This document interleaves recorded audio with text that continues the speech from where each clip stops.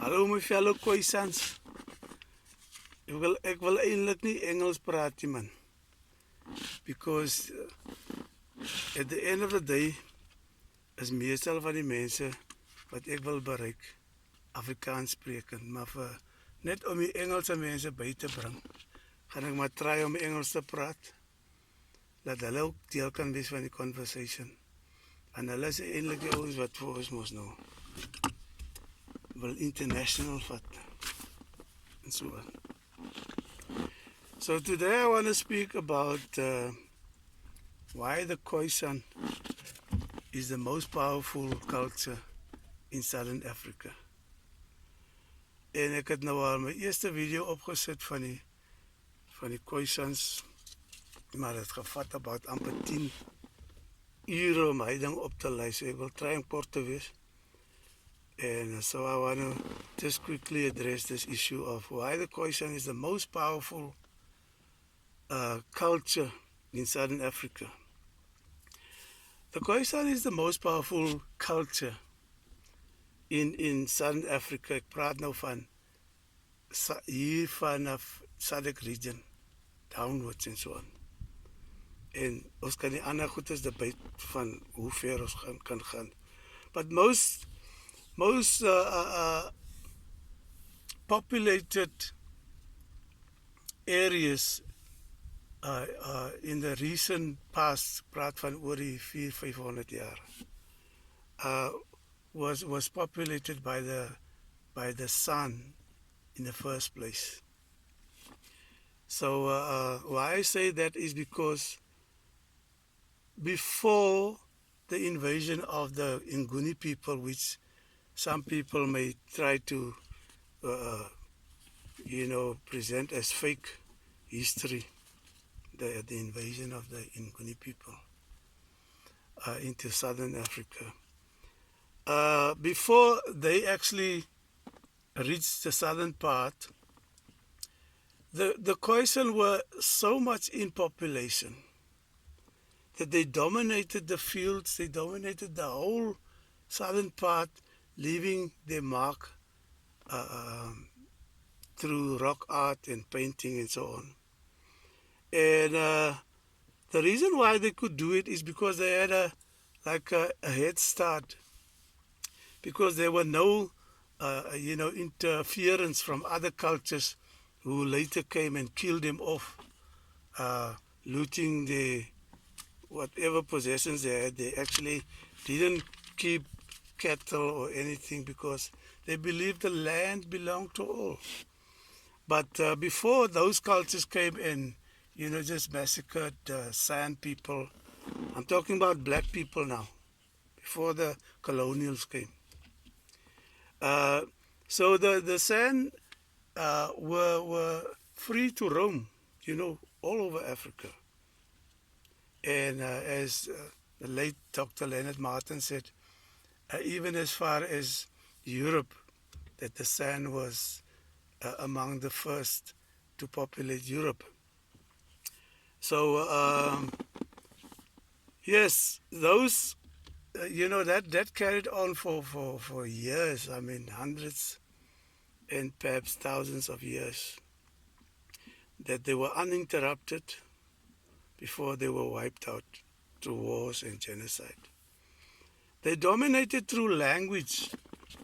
If you take today, like most of these Nguni people that we find here in South Africa, Namibia, Zambia, Zimbabwe, Botswana, Tanzania, Angola, all of these surrounding countries were impacted. Their cultures were impacted to the language of the khoisan or the San, the original languages. And my point is that it doesn't take 10 years to impact another culture with your language, so much so that some of those cultures totally lost their original languages.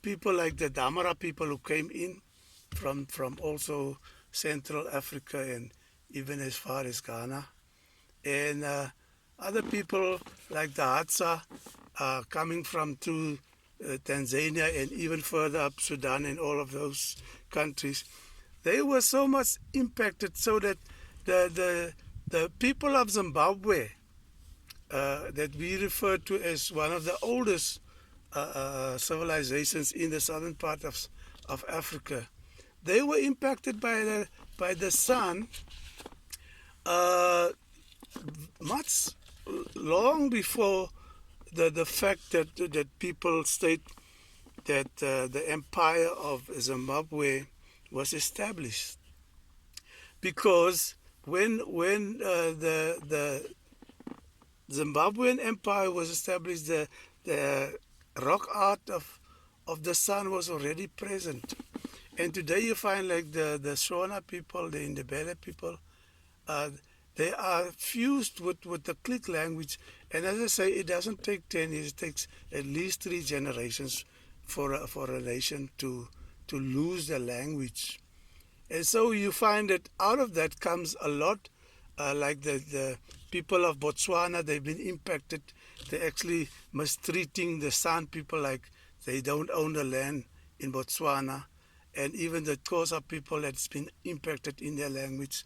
So when it comes to being most powerful as far as impacting Nguni peoples, to the point where I can almost say that the Swahili dialects and people deriving the languages from that language base have been hugely impacted by the Khoisan people and San people. So for that reason, uh, after genocide took place and wars, and after the colonials came in, these people found it necessary to wipe out the San, the khoisan, the San, because they they were too much in their face all over. Wherever you go, you find them. And to the point where we are now like a minority group, but actually that's not true, because you still find pockets of the culture all over, from Cape Town to Cairo to wherever you go, you find San, Busman people, Khoisan people. And so that is a fact that is being underestimated in South Africa and Namibia and Botswana and so on. They think that the San are a weak people. We've endured, we have conquered, we have been resilient, and we will one day be in leadership of the continent, uh, like it or not. So that is what I think of the Khoi and the San. So I will not, lower my standard again to being called a colored, because some idiot decided I must be called a colored, and I will not perpetuate that term further. So that is my stance. That is my point of view, and I will continue to elaborate on. Actually, my next point that I want to address will be the hierarchy of the kings and queens of the Khoi and the San. Where does it come from? Is it, authentic, or is it not part of our history? Where did it come from, and why it's causing so much, division among our groups today? And also another point about the Tsam and the language development, how it developed. We know a little bit about the Khoisan, but we don't know much about the San, because the San has been controlled by these, she's a klomp vliee in my gezicht, because ek is mos aan die veld, ek is mos 'n San mens, man. So the people from all over the world, they actually hijacked our languages and our history.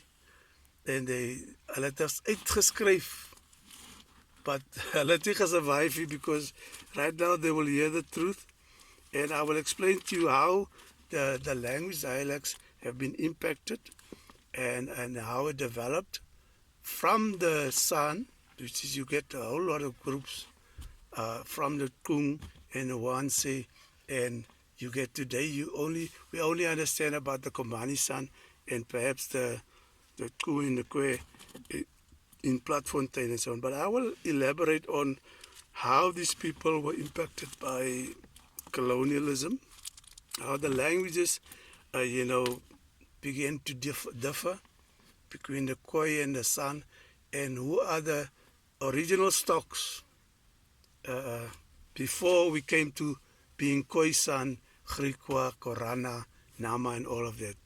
So thank you for listening. Please subscribe and help further the cause, because now we're at a crucial point in South Africa and Namibia politically, and we must really come forward now.